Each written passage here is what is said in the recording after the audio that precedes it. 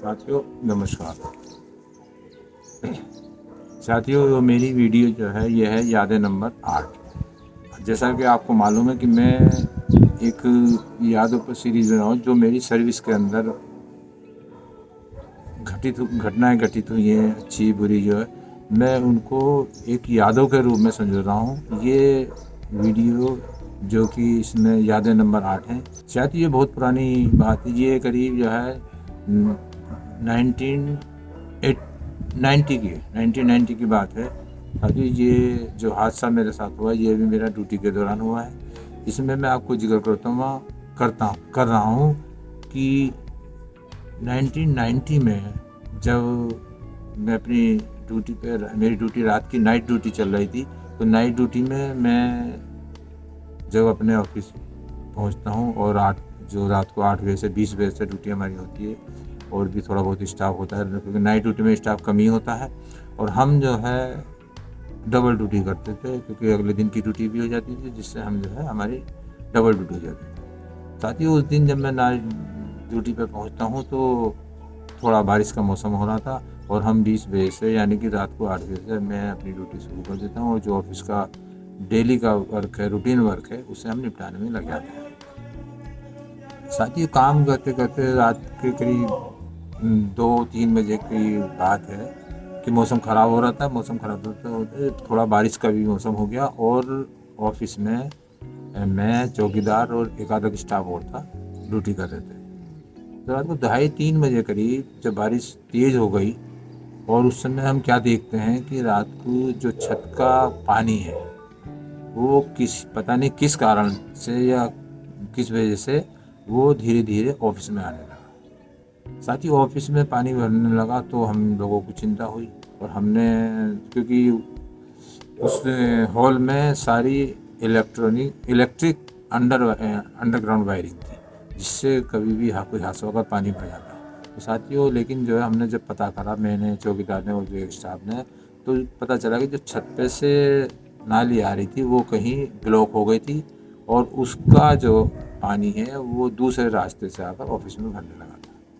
साथियों इससे बहुत बड़ा हादसा हो जाता और फिर हम लोगों ने कोशिश करी, लेकिन जब हमने सोचा कि छत पर जाएं या वो, तो लेकिन वहाँ छत पर ताला लगा हुआ था। साथ ही उस समय हम क्या देखते हैं कि जो है उसकी चाबी कहीं नहीं मिली और हमारा कंपाउंड में ही हमारे इंचार्ज रहते थे। तो मैंने चौकीदार से कहा कि आप जाकर वहाँ से चाबी लेकर आओ। उसने कहा भी मैं अकेला नहीं जाऊँगा, मेरी रात में डर लगता है क्या। तो मैंने कहा चलो कोई बात नहीं, मैं तुम्हारे साथ चलता हूँ।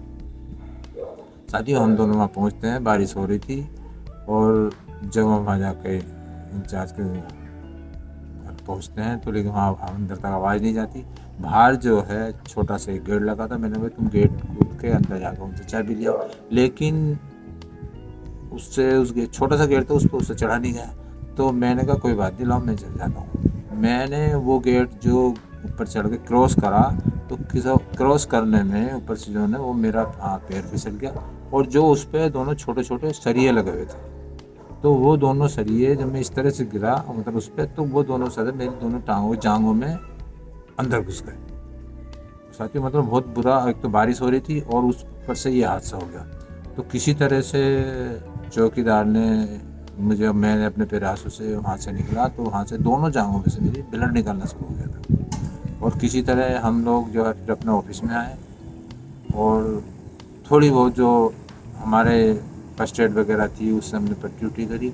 और तो ये वाक़या होते कम से कम सुबह के 5 बजे।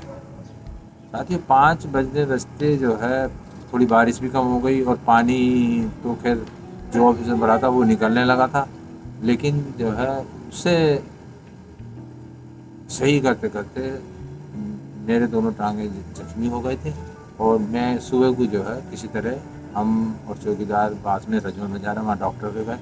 डॉक्टर के जाने के बाद मैंने वहाँ दोनों पार्टों में, पैरों में अपने पट्टी उट्टी बनवाई, उसमें मेरे दोनों पैरों में टाँके लगे और साथियों मैं किसी तरह से दिन निकल गया। निकलते निकलते फिर वो चौकीदार जो मेरे साथ हर समय रहा, उसका मुझे धन्यवाद देना चाहिए। आज भी मैं उसे याद करता हूँ, क्योंकि वो कह देते हैं ना कि ऐसे वक्त में जो कोई साथ देता है वो हमेशा ज़िंदगी भर याद रहता है।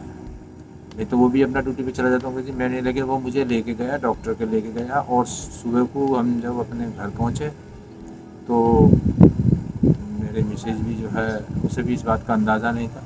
मैं करीब 8 बजे के बाद आया पहुँचता, बहुत धीरे धीरे पहुँचा, तब जाके घर पे जाके ये हादसा बताया। तो मैं ये सोचता हूँ, या मेरा ये मानना है कि ईश्वर जो करता है सही करता है।